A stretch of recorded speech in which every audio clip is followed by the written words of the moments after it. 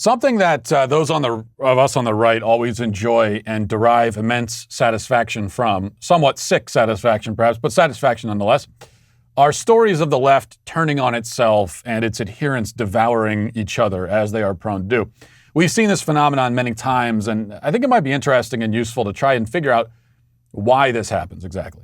But before we do that, let's look at the latest example. And it's a rather glorious example, I must say.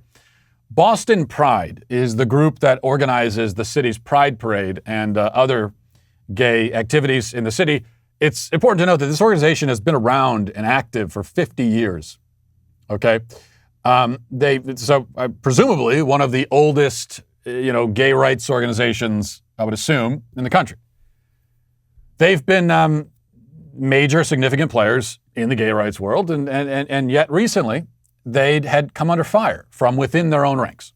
A growing number of LGBT activists decided that Boston Pride is racist because there are too many white people running the organization and too many white people attending the events.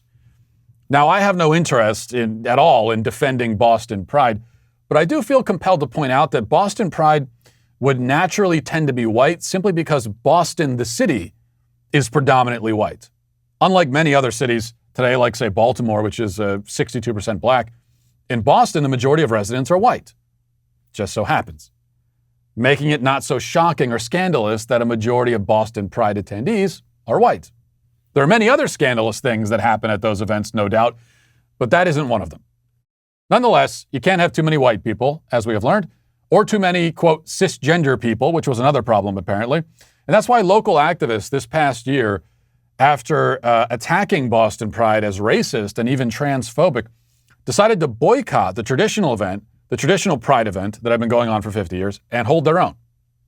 So this past month, on June 12th, and you may have missed this, I'm sorry if you did, but they had their first annual Trans Resistance March and Vigil, led by, they said, queer and trans people of color.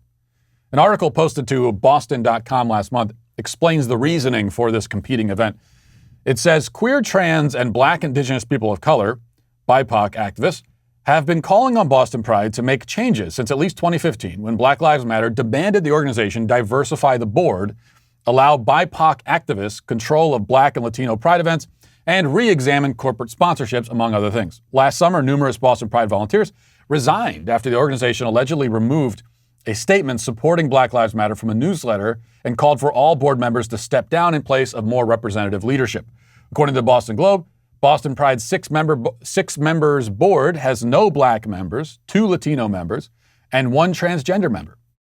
Quote, my experience in working with the board is they experience community voices as antagonistic as opposed to thinking these are our people. This according to Joe Triglio, who resigned from the Boston Pride communications team, telling the Globe, quote, they treat that as some sort of attack as opposed to what it is, people asking them to serve their needs and interests. Only 1 transgender board member out of 6? Outrageous.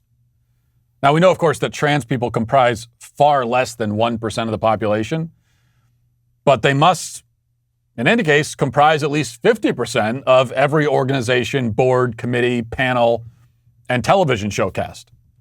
How can that even be possible? I mean, how can you take so few trans people and spread them so widely and visibly? Well, that's your problem. Figure it out. You have to be like Jesus, multiplying the loaves and fishes. Multiply the trans. You got to figure out a way to do it. Whatever you need to do, get it done. The point is simply that this tiny fraction of the population must be seen everywhere, all the time, without exception. And Boston Pride, they failed in that regard, just as they failed by allowing too many white people to participate. And that's what ultimately led to this. As NBC reports today, after 50 years, Boston Pride is disbanding and dissolving itself in shame for the sin of being too white and also too not trans. This, according to NBC, it says, quote, Boston Pride, the organization that has organized the city's Pride celebrations for 50 years, has announced it is shutting down.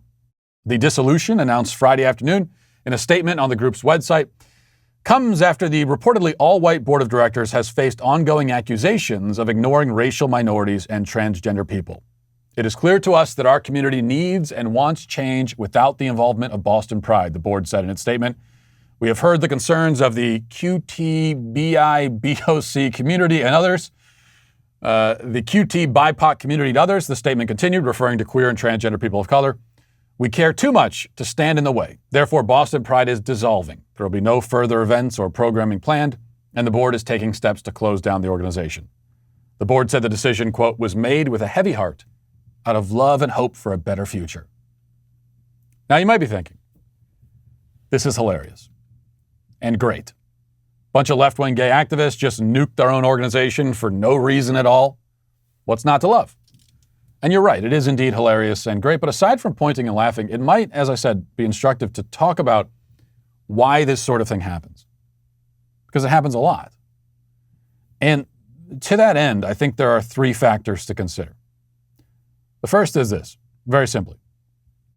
BLM exercises complete and total power on the left, and they know it. Nobody on that side of the ideological divide will oppose them or whisper the slightest objection, even as BLM swoops in and eviscerates its own allies for no discernible reason. Leftists have already set the precedent that opposing Black Lives Matter, the organization, means opposing Black Lives Matter, the concept. Now, usually, the left can violate its own precedents at will. One standard for us, another standard for them. But this is one that even they have to abide by. Even they can't get away with violating this standard. Two, there's the victim hierarchy. Now, as we know by now, victimhood is power on the left, which means that there is a constant struggle within its own ranks to claim the status of uber victim. That's why the top spot on the victim pyramid has changed hands several times over the years, especially in recent years, as one group and then another plants its flag there. As it stands right now, the coveted territory belongs to BIPOC, as they now call themselves, Black and Indigenous people of color. But it's not enough to be just Black or Indigenous. The top of the top, the ultimate power spot, belongs to those who can add additional identities, especially sexualized identities, which has given rise to now QT-BIPOC, or queer and trans Black Indigenous people of color. Boston Pride was a mere LGBT organization. They didn't make a move to innovate and become a QT-BIPOC LGBT organization, and as such, have been left in the dust. A tragic tale as old as time. Three, I think most importantly, and the most fundamental reason why you see the left eat itself in this way so often, is that the entire ideology is intensely and almost solely self-focused. There cannot be any true community, as much as they talk about community, and they have so many different communities, and they talk about things like being an ally or allyship. That can't exist. Camaraderie, loyalty, none of that exists. Because they're all looking constantly back within themselves. I mean, to be a member of a real community, to have real camaraderie and loyalty, you have to look outward. You have to be concerned about something other than just yourself. But they aren't. That's the defining feature of leftism. It's an ideology, a religion of the self. That is what it is at its core, at its base. And it's how they come up with all these new self-identities and why they believe the whole world should cooperate with and affirm whatever new identities they invent. It's how we end up with, here's the latest, it's how we end up with nonsense like this. Watch. So I'm not an expert or an authority on what neuroqueer means, but to simplify it and make it easier for you to understand, it's essentially, on a base level, it's kind of where your neurodivergent identity and your queer identity, how they interact and intersect. This also extends to your other identities such as your race, your socioeconomic class, your ethnicity, etc., and how those things also interact and intersect with your neurodivergence and your queerness. And some ways that some people may practice being neuroqueer can range from theoretical thought experiments to social justice work methods. A good example may be something like deciding to represent your gender identity in an intentionally queer way as a way to subvert hegemonic ideas of gender performance. It is a fairly new term, so it is very fluid and the possibilities are endless. Oh, well, okay. subvert hegemonic ideas of gender performance. She says with piercings in her cheek. Now, indeed, though, the possibilities are endless, as she says. Neuroqueer. Why not? Just another identity to add to the list. Nothing you just heard there. There was not a coherent sentence uttered throughout that whole 56 seconds.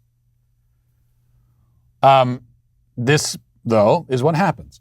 This is another identity invented by someone who spends almost all of her time staring back into the abyss of her own ego.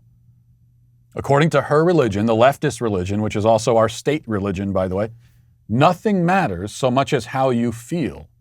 And it's not just how you feel. It's another thing that I think people on the right get wrong. On the left, they're so sensitive, they're focused on their feelings. Well, let's be more specific. It's not how you feel. It's about how you feel about yourself, your feelings about yourself. Everything comes back to yourself. Now, in a weird way, this is what makes leftism alluring and powerful, especially when it comes to kids and teenagers. It's one of the reasons why so many kids and teenagers gravitate in that direction, because they tend already to be self-focused. Everyone has that capacity, that inclination, that instinct towards egotism and narcissism. But it's also what makes leftism dysfunctional and volatile and prone to self-sabotage. And although all of this is very bad for the country and our future as a civilization and our species, it is also sometimes, at least, as is the case with this Boston Pride story, extremely funny. Listen, hit that subscribe button right now. Do it right now. I thank you for your compliance. It is somewhat appreciated.